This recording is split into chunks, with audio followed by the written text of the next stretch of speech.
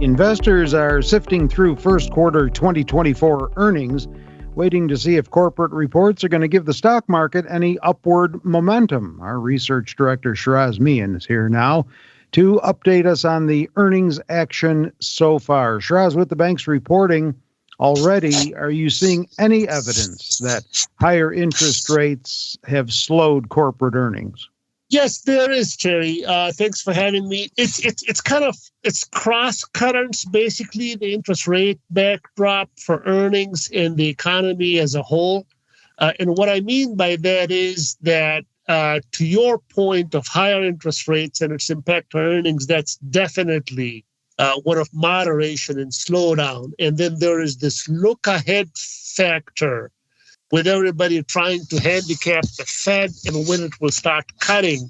And that's expected to be the catalyzing and stimulating effect. But yes, higher interest rates weighs on demand, weighs on bank earnings and everything. But on the whole, results have been pretty good. Well, we're talking here on April the 22nd. So do you anticipate earnings to provide any macroeconomic impact as they're issued, especially with tech earnings coming out this week? Yes, that's a very good point, Terry. We have a lot of tech results on deck. In fact, a number of the Mag 7, Microsoft and Alphabet and Amazon, Meta, not Amazon, but Meta, Microsoft and Google will be reporting results. So there is this funky kind of phase in the market at present with this new outlook, this evolving outlook for the Fed, with the easing cycle seemingly getting delayed, kind of putting investors into almost a negative mood, and has caused stocks to come down. So the hope is that tech companies and the coming results will help offset some of that negativity. So the broader economy on the whole has been good enough. In fact, one of the surprising things that came out of the Fed tightening, the extraordinary Fed tightening, as to how good the economy has withstood it. And in fact, it's this resilience of the economy that's delaying the onset of the Fed easing. So, yes, these results will show us, perhaps reconfirm that the economy is in pretty good shape, and negatively and unfavorably for the market, that will justify that there's no urgent need for the Fed to start cutting rates. All right, let's recap the scorecard. Through this morning, Terry, we now have 73 S&P 500 companies have reported results. Earnings are up 8.3%. Revenues are up 4.1%. 78.1% are beating EPS estimates, and 61.6% are beating revenue estimates. On the whole, the beats percentages are within the range for the last 3 years, but relative to the last few quarters, they're a bit on the lighter side.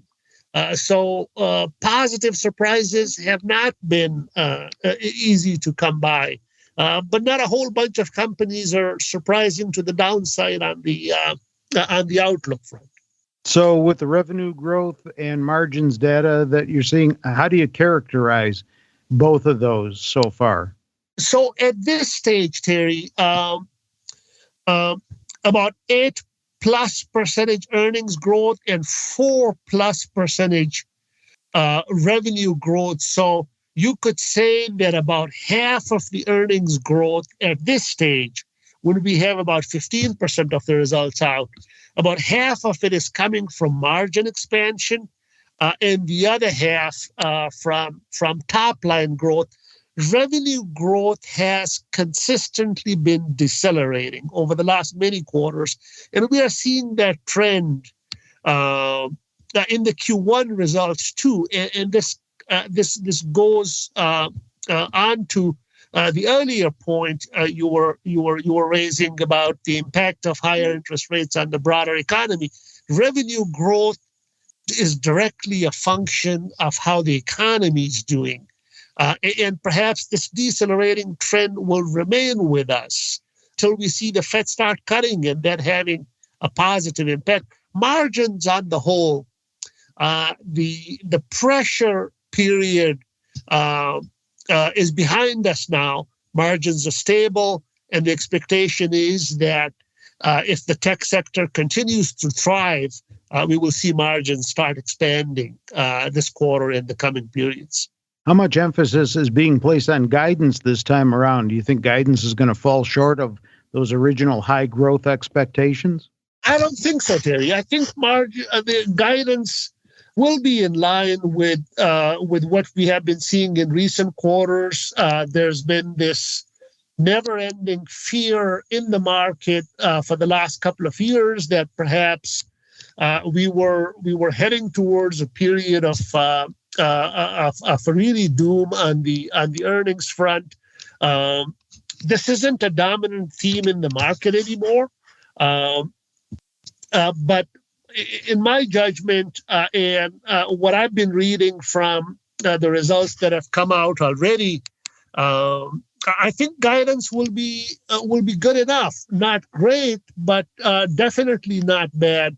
And we saw that from banks. We are seeing that from a number of the consumer companies, and most likely we'll see that from the tech companies this week as well. So the overall S&P 500 earnings growth for Q1, what is that pegged at? So when we combine the results that have come out and combine that with the estimates for the still to come, the expectation is that growth will be 3.9%. Earnings growth will be that. And revenue growth will be 3.8%. So practically all of the earnings growth expected at this stage is coming from revenue growth, with margins essentially flat. Oil, the energy sector, continues to be a drag, even though estimates have started going up as the commodity prices have firmed up. If you exclude the drag from energy, then the growth improves to about 7%. So this is the expectation at present. Generally, the final tally is anywhere from 1.5 to 2.5 percentage points higher, at least going by recent quarters. So I would say 5-6% would be most likely be the final earnings growth tally when we get there. So you've described the action so far as overall not bad to start with, good enough for some of the data points. Do you have any concern that good earnings news right now, while it's good enough, may turn out to be not good enough, especially for the market by the time the quarter reporting season is over?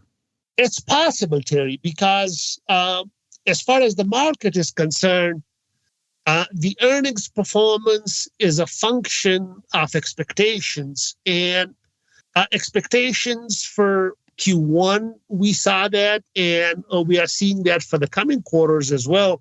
Expectations really haven't come down that much. So investors get excited about earnings if they come out to be better than expected. And when management teams guide towards the coming periods that were better than what the market and the analysts were factoring in. So even seemingly good results as we have been seeing in recent quarters, it's totally possible that the market basically shrugs them off and remains in this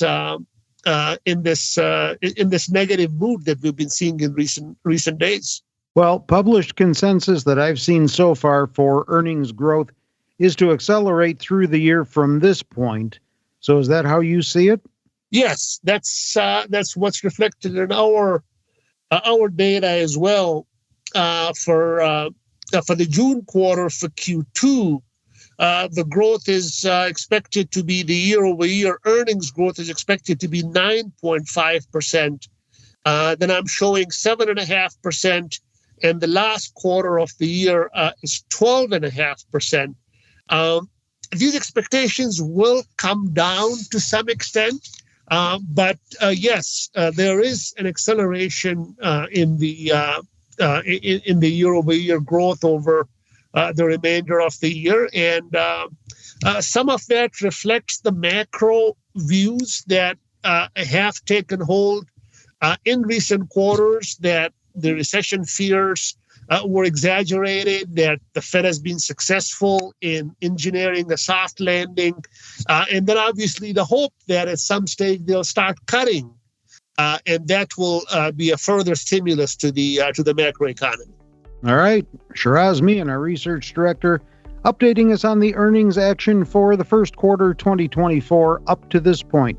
Don't forget, you can always read his updated commentaries on Zacks.com. They're updated twice a week, Mondays and Thursdays. With Shiraz, I'm Terry Ruffalo.